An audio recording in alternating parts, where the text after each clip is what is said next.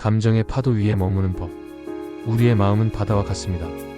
때로는 잔잔하고 평온하지만 때로는 거센 파도가 일어납니다. 감정이라는 파도는 예고 없이 찾아옵니다. 갑자기 분노가 치솟고 슬픔이 밀려오며 불안이 엄습합니다. 대부분의 사람들은 이 파도에 휩쓸려 버립니다. 파도가 나를 집어삼키고 나는 파도 속에서 허우적거립니다. 하지만 다른 방법이 있습니다. 파도와 싸우지도 않고 파도에 휩쓸리지도 않는 방법입니다. 바로 파도 위에 머무는 것입니다. 서핑을 하는 사람처럼 파도의 움직임을 관찰하고 그 위에서 균형을 잡는 것이죠. 이것이 바로 감정 관찰입니다. 감정 관찰은 감정을 억누르는 것이 아닙니다. 많은 사람들이 명상이나 마음 수행을 감정을 없애는 것이라고 오해합니다. 화가 나면 안 되고 슬퍼하면 안 되며 항상 평온해야 한다고 생각하죠. 그래서 감정이 일어나면 억지로 참으려고 합니다. 하지만 이것은 해결책이 아닙니다. 억눌린 감정은 언젠가 더 큰 폭발로 돌아옵니다. 감정 관찰은 감정을 있는 그대로 느끼되 그것에 빠져들지 않는 것입니다. 화가 일어나면 화를 느낍니다. 슬픔이 오면 슬픔을 느낍니다. 하지만 동시에 그것을 관찰합니다. 지금 내 안에 화라는 감정이 일어나고 있다는 것을 압니다. 이 알미 생기는 순간 우리는 감정과 하나가 되지 않습니다. 감정과 하나가 된다는 것은 무엇일까요? 화가 날 때 나는 화가 되어버리는 것입니다. 화가 나를 완전히 지배하고 나는 화 그 자체가 됩니다. 이 상태에서는 화가 시키는 대로 행동하게 됩니다.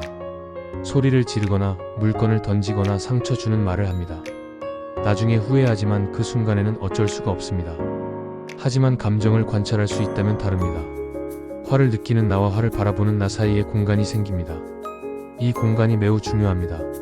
이 공간 덕분에 우리는 감정에 반응하지 않고 대응할 수 있게 됩니다. 반응은 자동적이고 무의식적이지만 대응은 의식적이고 선택적입니다.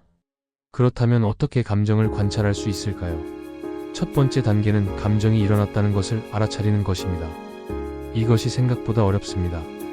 우리는 감정이 일어난 지 한참 후에야 그것을 깨닫곤 합니다.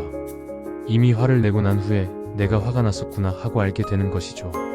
감정을 빨리 알아차리려면 연습이 필요합니다.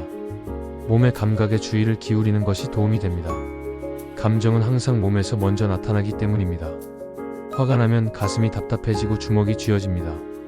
불안하면 배에 긴장이 느껴지고 호흡이 얕아집니다. 슬플 때는 목이 메고 가슴이 무겁습니다. 몸의 신호를 감지하는 순간 우리는 감정이 일어나고 있다는 것을 알 수 있습니다. 이것이 첫 번째 관문입니다. 아직 감정이 완전히 폭발하기 전에 알아차리는 것입니다. 마치 파도가 형성되는 초기 단계에서 그것을 보는 것과 같습니다. 두 번째 단계는 감정의 이름을 붙이는 것입니다. 지금 내가 느끼는 이것이 무엇인지 정확히 아는 것입니다. 화인가 짜증인가 실망인가 서운함인가 두려움인가 불안인가 긴장인가 슬픔인가 외로움인가 허무함인가 감정을 정확히 명명하는 것만으로도 그것과의 거리가 생깁니다. 연구에 따르면 감정의 이름을 붙이는 것만으로도 편도체의 활동이 감소한다고 합니다. 편도체는 우리 뇌에서 감정을 처리하는 부분입니다. 이름을 붙이는 순간 뇌의 전두엽이 활성화되면서 감정을 조절할 수 있게 되는 것입니다. 단순히 화났다고 인식하는 것만으로도 화의 강도가 줄어듭니다. 세 번째 단계는 감정을 있는 그대로 느끼는 것입니다. 이것이 가장 중요하면서도 가장 어려운 단계입니다. 우리는 불편한 감정을 느끼고 싶어 하지 않습니다. 그래서 피하려고 하고 억누르려고 하며 딴 생각으로 덮으려고 합니다. 핸드폰을 보거나 음식을 먹거나 술을 마시면서 감정을 회피합니다.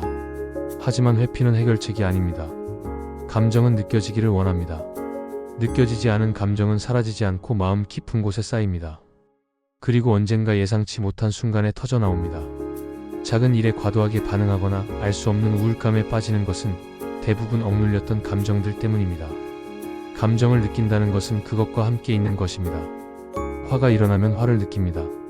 가슴에 답답함을 느끼고 몸에 긴장을 느낍니다. 피하지 않고 그대로 느낍니다.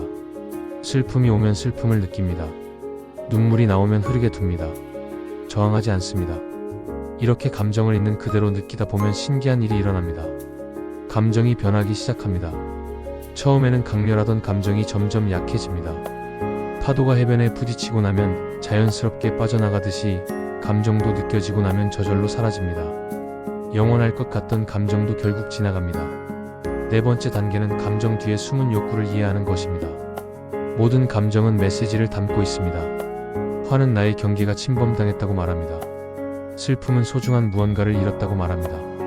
불안은 위험이 있다고 경고합니다. 외로움은 연결이 필요하다고 말합니다. 감정의 메시지를 이해하면 우리는 더 지혜롭게 대응할 수 있습니다. 화가 났다면 내 경계를 어떻게 지킬 것인지 생각할 수 있습니다. 슬프다면 무엇을 잃었고 어떻게 애도할 것인지 고민할 수 있습니다. 불안하다면 실제 위험이 있는지 확인하고 대비할 수 있습니다. 감정 관찰을 할 때 주의할 점이 있습니다. 감정을 관찰한다고 해서 감정을 분석하는 것은 아닙니다. 왜 이런 감정이 일어났는지 원인을 파헤치고 과거를 뒤지는 것은 관찰이 아닙니다. 그것은 생각입니다. 관찰은 지금 이 순간 느껴지는 것을 느끼는 것입니다. 또한 감정을 관찰한다고 해서 감정을 표현하지 말아야 하는 것도 아닙니다. 때로는 감정을 표현하는 것이 필요합니다. 울어야 할 때는 울고 말해야 할 때는 말합니다. 다만 감정에 휩쓸려 반응하는 것과 감정을 알아차리고 선택해서 표현하는 것은 다릅니다. 감정 관찰은 일상에서 계속 연습할 수 있습니다. 아침에 일어났을 때 지금 어떤 기분인지 확인해 봅니다. 식사를 할 때 음식을 먹으면서 어떤 느낌이 드는지 관찰합니다. 누군가와 대화할 때 내 안에 어떤 감정이 일어나는지 알아차립니다. 이렇게 작은 순간마다 감정을 관찰하다 보면 점점 감정과 친해집니다. 감정과 친해진다는 것은 감정을 적으로 보지 않는다는 뜻입니다. 감정은 우리의 적이 아니라 친구입니다. 감정은 우리에게 중요한 정보를 알려주는 메신저입니다. 다만 우리가 그 메시지를 제대로 읽는 법을 배우지 못했을 뿐입니다. 감정 관찰을 통해 우리는 감정의 주인이 됩니다. 감정이 나를 지배하는 것이 아니라 내가 감정을 다룰 수 있게 됩니다. 파도에 휩쓸리는 것이 아니라 파도 위에 서게 됩니다. 이것이 진정한 자유입니다. 지금 이 순간 당신은 어떤 감정을 느끼고 있나요? 잠시 멈추고 내면을 들여다보세요. 몸의 어딘가에 느껴지는 감각이 있나요? 그것이 무엇이든 괜찮습니다.